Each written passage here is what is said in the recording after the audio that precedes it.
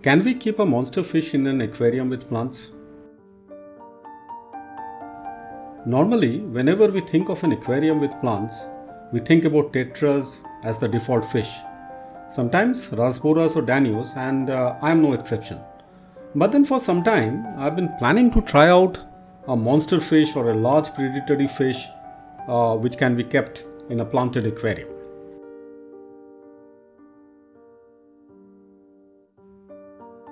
You see, this was a completely new subject for me, and hence it needed a more detailed planning.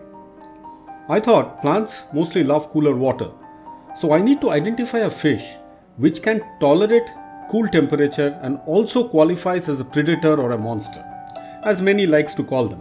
I don't know actually why should they call these fishes as monster, but then that's a separate topic altogether. I decided to discuss with some experts and finally zeroed on a species found in the state of Meghalaya in India. It's called Channa pardalis, or popularly the Meghalaya leopard. In fact, the pardalis in Latin means leopard because of the conspicuous spots in their bodies like those found in the leopards.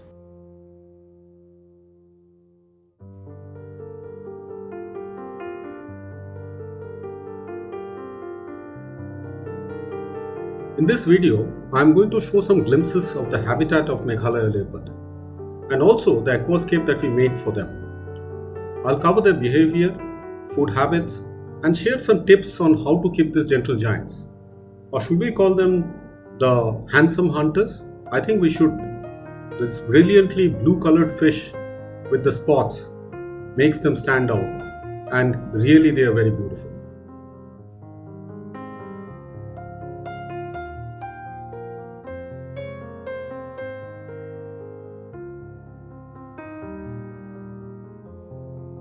Before setting up the tank, I needed to understand the habitat of the Meghalaya leopards.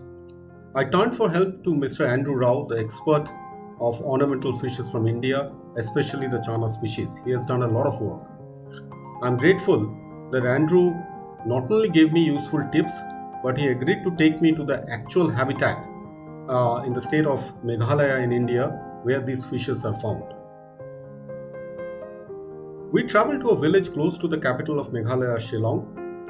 A village elder and his wife took us to the stream where they are found. I will make a video on the trip later, but for now I just wanted to concentrate on the surroundings, the boulders, the flowing water and the grass-like, cypress growing in them. Let's focus on that.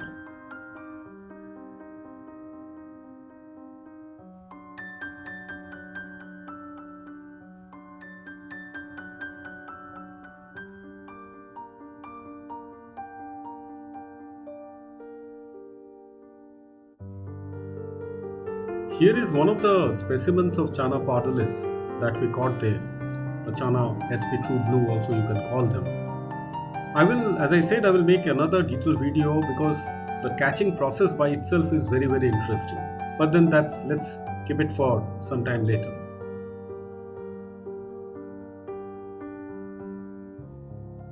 Friends, I hope you liked the glimpses of Meghalaya. I was thrilled.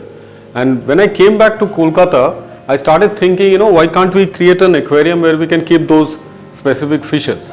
Now, we didn't have a tank ready, so what I have done is that we had this 120 centimeter aquarium, kept the rockscape almost intact because you saw their habitat, like there are lots of rocks. So we kept it kind of similar, introduced some more rock so that there can be more hiding spaces. But one very important thing, we have put an acrylic cover, right? Okay, these fishes have a tendency to jump, so if you want to keep them, the cover must be there. One point before we introduce the fish, you have seen that I have put in some plants. We have put in some Blixa japonica, and backside we have put some jungle Valisneria, the Valisneria americana. While in their habitat, there are not much of plants. You saw that, right? And there were definitely those tall grasses growing, through in middle of the rocks. You have seen that. So just try to replicate that scene using the jungle wells. A very, very important point, friends, and I completely forgot to mention. I think that's the most important point. This fish, which we are planning to release, the Meghalaya leopards, they come from a very cold environment. It's November, outside temperature has cooled down in Kolkata, but still we have kept the AC running at, about, I think it's running at about 20 degrees centigrade. So friends, enthusiasts who really want to keep the fish, you must remember to keep the fish, in cold water. If you can do that, you can really enjoy their blue coloration. Okay. Obviously, after releasing the fish, they were stressed and their movement was rather sluggish. So we switched off the lights, and typically these fish are more active in night time. So after switching off the light, they started feeling more comfortable and moving about.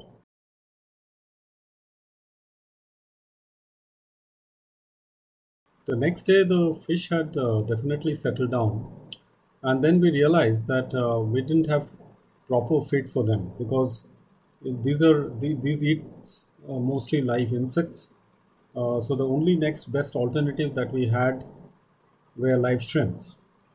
The shrimps definitely were quite small for the fish, but then the resilient fish that they are, they went after the shrimp and managed to catch most of them and eat them.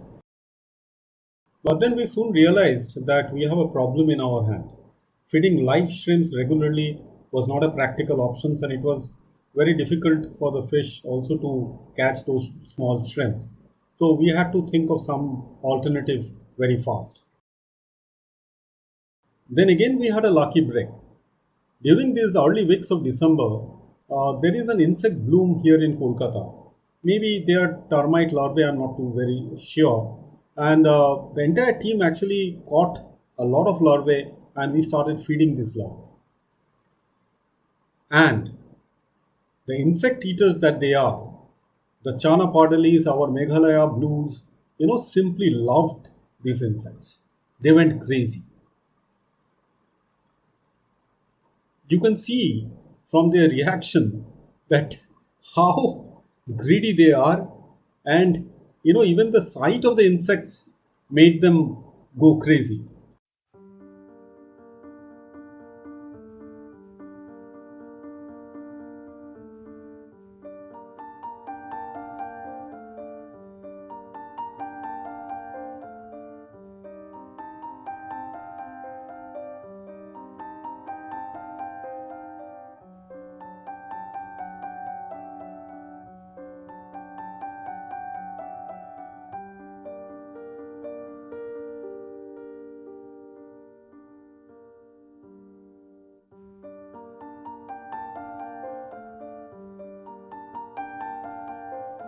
We knew the insect season is soon going to be over, so we had to train the fish to accept normal aquarium food.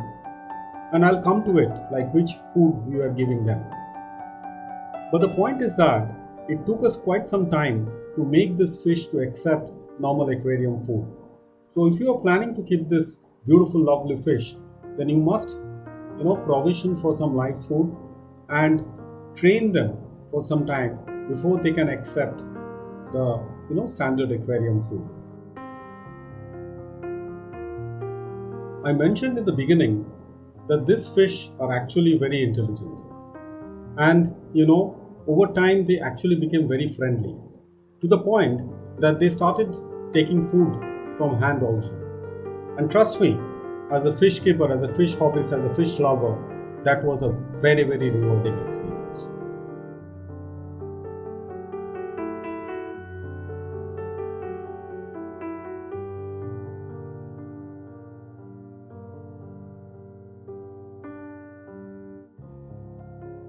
Initially the fish was kind of unstable, but as I have shown, they have acclimatized, they have taken their own position, they started digging around. Okay, so you can see the white sand has got mixed with the soil. We had to give some soil for the Valisneria.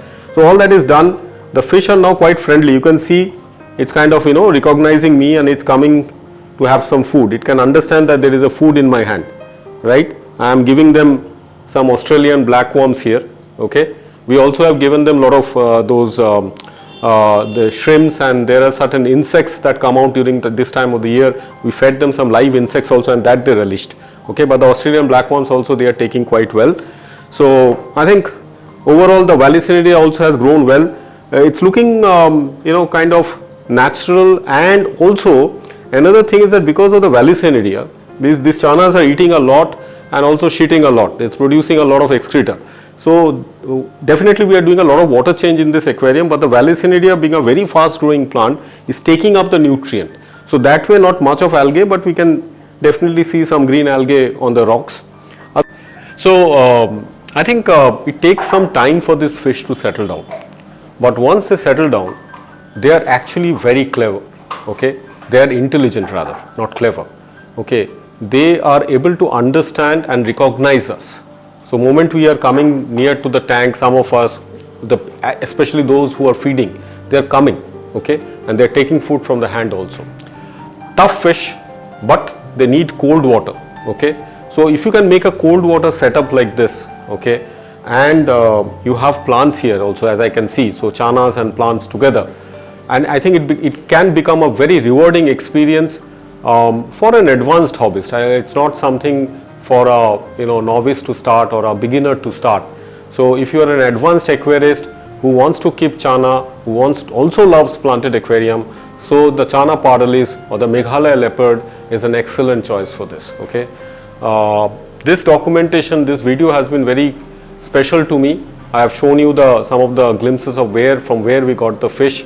Okay, and I am going to soon make a detailed video on my Meghalaya trip. I learned a lot, I enjoyed a lot in that trip. But till then, I hope friends that you have liked this video, and as I request always, okay, please do subscribe to our channel Ripples Nature Inspired Aquarium. Okay, share our channel, that helps us to reach out to more and more aquarium enthusiasts, and helps this fantastic hobby of aquarium, planted aquarium, grow more. Thanks a lot. Keep on watching.